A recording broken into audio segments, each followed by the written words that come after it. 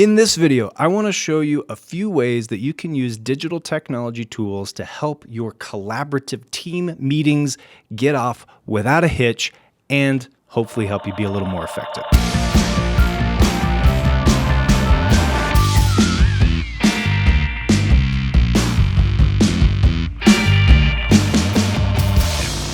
Okay, so yes, digital tools.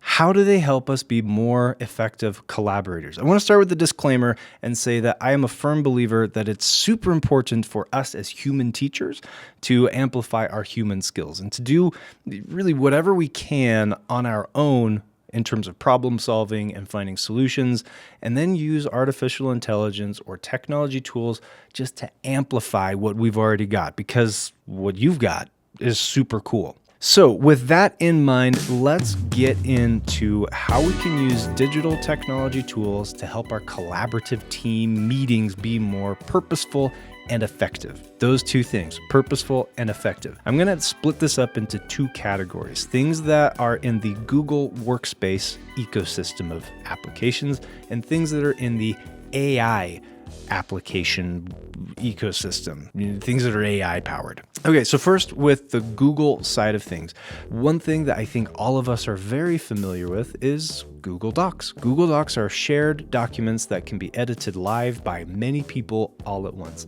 which makes it a really good starting place when we're thinking of how we can be better collaborators. One thing that comes to mind is using a live agenda.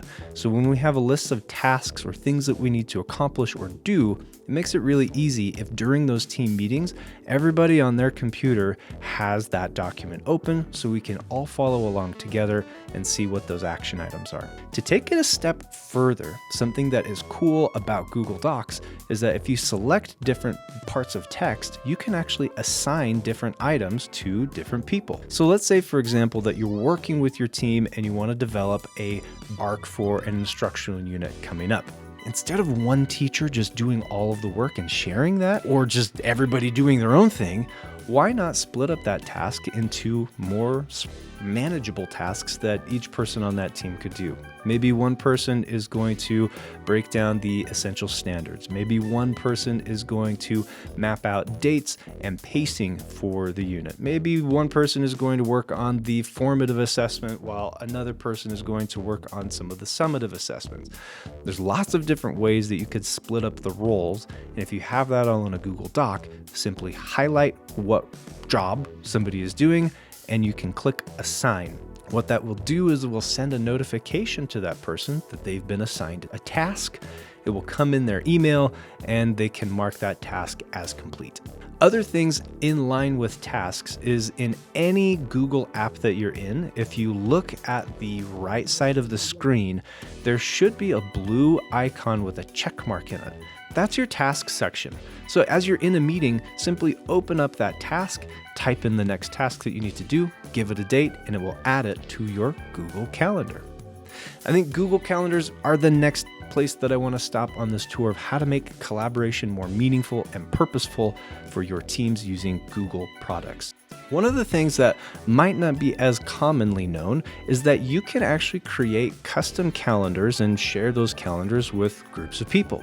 So when I think of collaborating and making collaboration more purposeful and meaningful, I think it might be a great idea to consider making a calendar for your team. So when we're looking at pacing and when we want to offer certain assessments, how long we want units to take, or when we want certain action items done, that can be easily done inside of a Google Calendar that everybody has access to, and they'll get notifications to let them know when certain tasks are due or upcoming. It makes it really, really easy to all be on the same page if we all have access to the same calendar. So let's assume now that our collaboration timeline is looking good and we know what we're supposed to be doing. What about getting the content in for those tasks that we're supposed to complete? And that's where artificial intelligence comes in. In our district, we have the awesome opportunity to be really tied in with SchoolAI, but there are also some Google AI powered products that can make collaboration and content creation a little bit easier. So we'll start with SchoolAI. Right now in SchoolAI, there are several different assistants that have been instructed to behave in different ways. A couple of them are the co-teacher, the curriculum coach, and the Common Core expert. Any of those will be great places to start when you're considering how to make content for your lesson.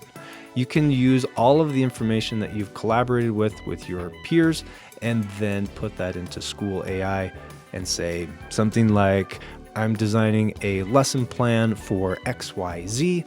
Help me with 5 different ways that I could teach this content. Quick tip, I would always suggest asking for more than what you want from an AI. The more ideas you have, the more likely you are to get a good one. So you can use SchoolAI, any of those assistants, as a brainstorming coach to help you think of, well, I don't know exactly how this might look, but what are 5 different ways that this could look? A way to lighten the cognitive load from what you're doing. The cool thing is that if you generate any documents with the tools feature in SchoolAI, those can easily be shared and converted to Google Docs that can also be shared and collaborated on with your team members. Super cool. So we have used Google Workspace apps to collaborate on agendas, to assign tasks, to send reminder emails, to coordinate with a calendar. Then we've used SchoolAI to help us in terms of generating content for those lessons, in terms of helping us brainstorm and amplify our already super cool teacher brains. So what do we do once we have these assessments? What do we do next? We'll come back to Google. Notebook LM allows you to upload documents, PDF documents, and essentially have a conversation with the data in those documents. The way that I see this working is uploading one document as your rubric for an assessment, or even just uploading PDF versions of all of your students' assignments, and just ask Notebook LM to provide you with a summary of what all the data shows. You could ask it for things like, are there any trends in how students are responding to this particular question? What are some gaps that seem to be present in my students' understanding? Or you could just simply ask it to give a summary of what you learned in that unit based on the student data.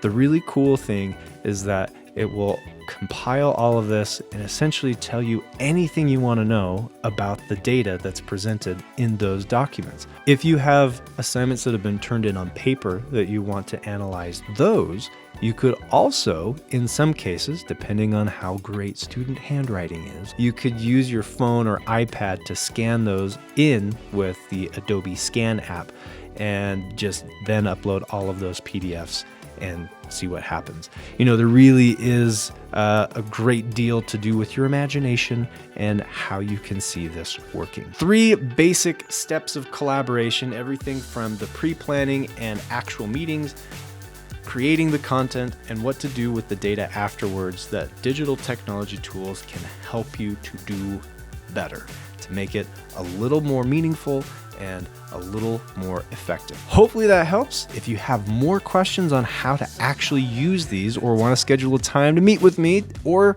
for me to meet with your whole team, I'm happy to do that. Just check the link in the description below and we'll stay in touch. All right. See ya.